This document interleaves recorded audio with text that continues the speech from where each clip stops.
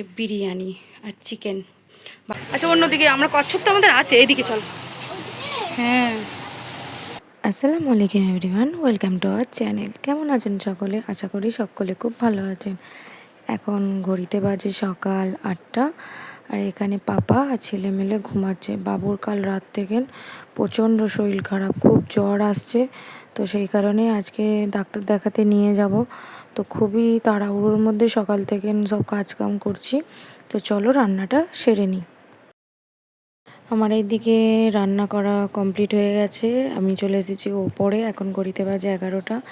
আমার রুমও গোছানো কমপ্লিট হয়ে গেছে। আজকে সবটাই তাড়াহুড়োর মধ্যে করতে হবে, যেহেতু বাবুকে নিয়ে আজকে ডাক্তারের কাছে নিয়ে যাব। তো মায়েদের পাপা আর মায়ের গেছে বাজারে, আসুক আজলে গোসল করে আমরা রেডি হয়ে নেব। এখন ঘড়িতে বাজে দুপুর 2টো। বাবু এখন লাঞ্চ করতে বসেছে, অনেক দেরি হয়ে গেছে লাঞ্চ করাতে। আজকে বাবুর লাঞ্চ, আজকে বিরিয়ানি আর চিকেন। বাবুর জন্য বাবুর নানি পাঠিয়েছে বিরিয়ানি করে। বাবু যেহেতু খেতে ভালোবাসে সেই কারণে। আর একটা এই কিছুক্ষণ আগে একটা পার্সেল এসেছে, এটা বাবু এখন খোলার জন্য খুবই ছটফট করছে, কি আছে দেখবে বলে। একটু পরে এটা খুলে আপনাদেরকে দেখাবো। বাবুর জন্য পার্সেলটাকে আনবক্সিং করতেই হলো। আসলে আমি অর্ডার দিয়েছিলাম একটা অয়েল ডিসপেন্সার, মানে খুব বড় নয়, 1 লিটারের নয়, এটা 500 লিটারের মনে হচ্ছে। আমি খুব একটা দেখিনি, মানে দেখে মনে হচ্ছে 500ই হবে, কারণ আমাদের ছোট সংসারের জন্য ছোট ছোট জিনিসই সব থেকে ভালো। তো বাবু ভেবেছে এটা বাবুর জন্য, এটা খেলনা। তো সেটা নিয়েই বাবু এখন খুব খুশি, যেহেতু আজকে ওর শরীর একদমই ভালো নেই, তো ওকে আর কোনো জিনিস আর রাগাতে চাই না। চলো বাবুকে তাড়াতাড়ি খাইয়ে দিই, দেন বেরিয়ে পড়ি। আমরা এবার লাঞ্চ করে বেরিয়ে পড়লাম, মায়েদের আমি দুজনেই। মায়েদের পাপাকে আমরা নিয়ে যাইনি, এই কারণেই যে ওখানে প্রচণ্ড ভিড় হয়, এতটাই ভিড় হয় যে কি বলবো। যেহেতু আজকে রবিবার, আজকে মানে ওখানে পা গলাবার একদমই জায়গা পাওয়া যাবে না। তো বেশি ওই মায়েদের বাবা ভিড়ভাড়টা পছন্দ করে না। ও যাবে বলে খুব করছিল, যেহেতু মাইদকে নিয়ে যাব আমি, যেহেতু বাবুর শরীর খারাপ। তো আরও যাবে বলে করছিল, আমি জোর করলাম যে সেরকম অসুবিধা হলে আমি ডেকে নেবো, তুমি চলে আসবে। আর অনেকটাই বেলা হয়ে গিয়েছিল, প্রায় 3:30 বেজে গিয়েছিল। ডাক্তারবাবু 2টো থেকে বসেছে, ফোন করেছিলাম। তো যাই হোক আমরা এখানে পৌঁছেও গেছি, বাবু আর আমি দুজনেই। এতটাই ভিড় যে কী বলবো। আমাদের নাম্বার হয়েছে 103, আর আমরা যখন পৌঁছেছি তখন গেছে 20 নাম্বার। তো এখন 103 মানে কখন হবে আল্লাহ জানে। মানে কি বলবো, পাশে ডাক্তারের চেম্বারের পাশে একটা দোকান ছিল, সেখানে খেলনা বিক্রি হচ্ছিল।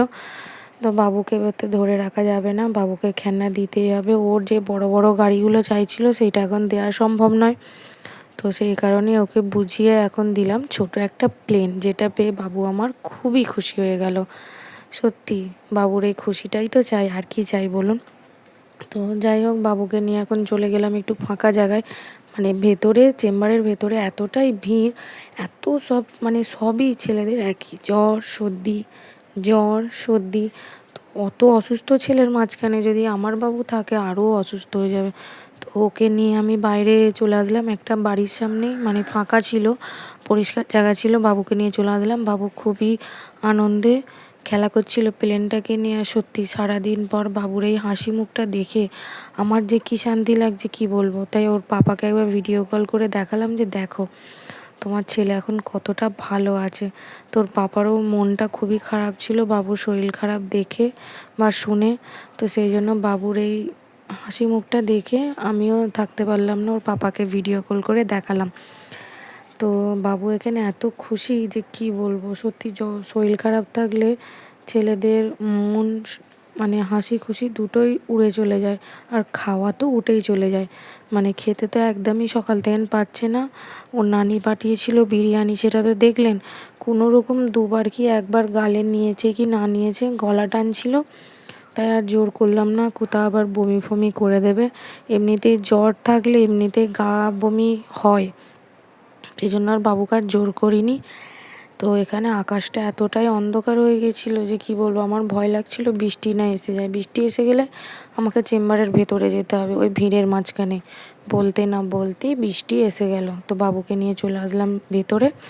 বাবু এতটাই কান্না করছিল যে কি বলবো, আমি ভাবছিলাম হয়তো জ্বর এসেছে, কিন্তু না, বাবু ঘুমাবে বলে কান্না করছিল।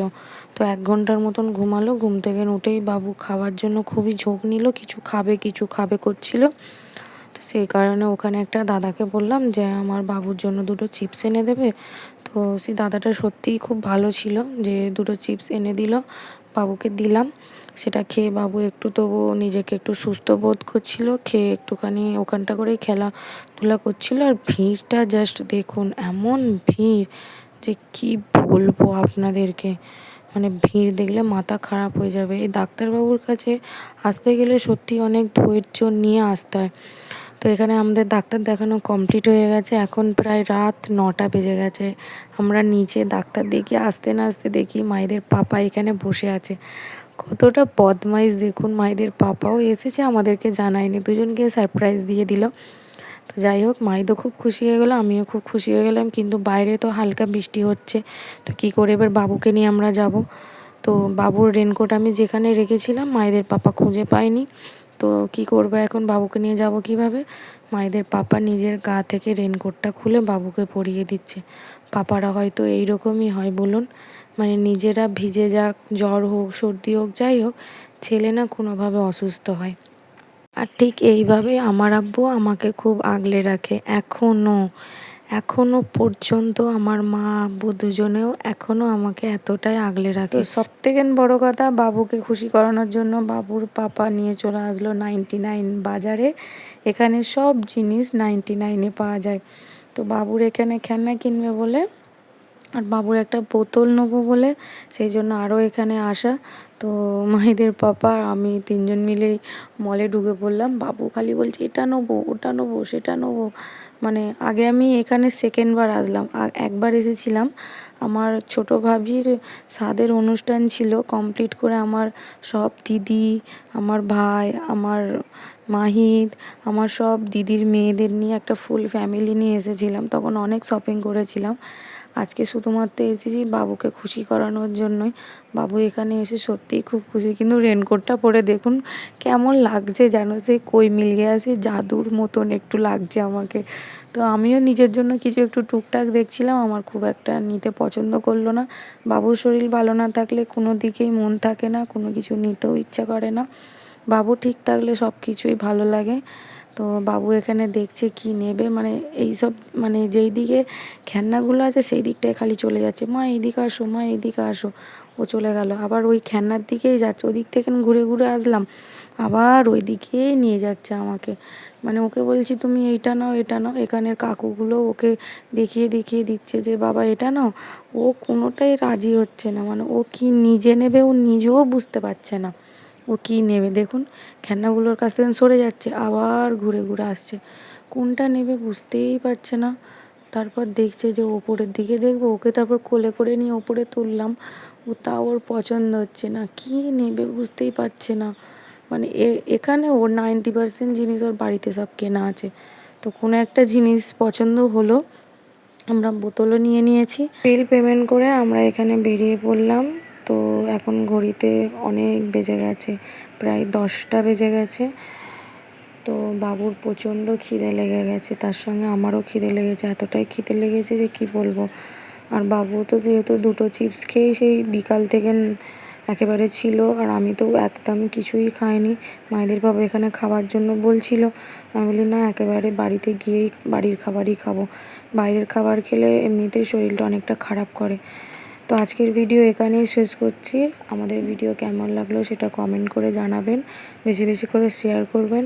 আর সবথেকে বড় কথা, আমার বাবুর জন্য অনেক অনেক অনেক দোয়া করবেন যেন খুব তাড়াতাড়ি সুস্থ হয়ে যায়। আজকের মতো টাটা, আল্লাহ হাফিজ।